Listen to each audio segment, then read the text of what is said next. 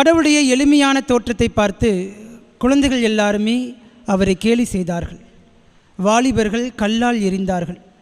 ஊர் பெரியவர்கள் எல்லாம் ஒன்று கூடி பஞ்சாயத்தை கூட்டி கடவுள் அந்த கிராமத்தை விட்டு வெளியேற வேண்டும் என்று தீர்ப்பு செய்தார்கள். கடவுளும் அந்த கிராமத்தை விட்டு வெளியே போய்விட்டார். அந்த கிராமத்திற்கு ஒரு வழிப்போக்கன் வந்தான். அவருடைய கரங்களிலே ஒரு கைத்தடி ஒன்று இருந்தது.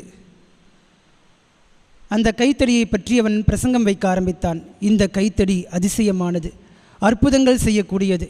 இதோ இந்த உலகத்தையே மாற்றக்கூடிய அளவுக்கு இந்த கைத்தடிக்கு வல்லமை இருக்கிறது என்று பிரசங்கம் வைத்தான். அவனுடைய பேச்சை கேட்டு நம்பிய மக்கள் அந்த கைத்தடியை உயிரினும் மேலாக கருதினார்கள். அந்த கைத்தடிக்கு பூஜை செய்தார்கள், வழிபாடு நடத்தினார்கள், பெரிய ஒரு கோவிலையும் கட்டி எழுப்பினார்கள். கோடி கோடியாக மக்கள் அந்த கோவிலுக்கு வந்து குவிந்தார்கள்.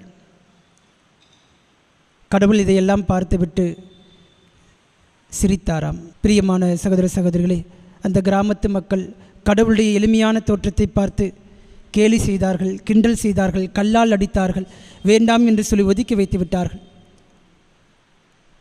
ஆனால் யாதோ ஒரு வழிப்போக்கன் வந்து இதோ இந்த கைத்தடி அதிசயமானது, அற்புதமானது, பாவங்களை போக்க வல்லது, இந்த உலகத்தையே மாற்றக்கூடியது என்று சொன்னவுடன் அந்த கைத்தடிக்கு பூஜித்தார்கள், வழிபாடு செய்தார்கள், பெரிய கோவிலை கட்டினார்கள்.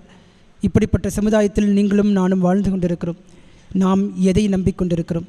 யார் மீது முழுமையாக நம்பிக்கை வைத்திருக்கிறோம்? யாரை தேடிக்கொண்டிருக்கிறோம்? கடவுளை தேடிக்கொண்டிருக்கிறோமா அல்லது புதுமைகளை தேடிக்கொண்டிருக்கிறோமா? புதுமைகளை பெற்றுக்கொண்டிருக்கிறோம் என்று சொன்னால் புதிய வாழ்க்கைக்கு கடந்து வர நீங்களும் நானும் தயாரா? வெறும் கடவுளை என்னுடைய சுய ஆதாயத்திற்காக, என்னுடைய சுய தேவைக்காக, என்னுடைய நோய்கள் எல்லாம் குணம் பெற வேண்டும் என்பதற்காக, என்னுடைய பிரச்சனைகள் எல்லாம் நீங்க வேண்டும் என்பதற்காக, என்னுடைய துன்பங்கள், துயரங்கள், பாடுகள், பிரச்சனைகள், பொல்லாப்புகளிலிருந்து நான் விடுதலை பெற வேண்டும் என்கிற நோக்கத்திற்காக மட்டும் நான் புதுமைகளை தேடி வருகிறேனா என்று சிந்தித்து பார்க்கத்தான் இன்றைய நாளுடைய இறைவார்த்தை வழிபாடு நமக்கு அழைப்பு விடுக்கின்றது.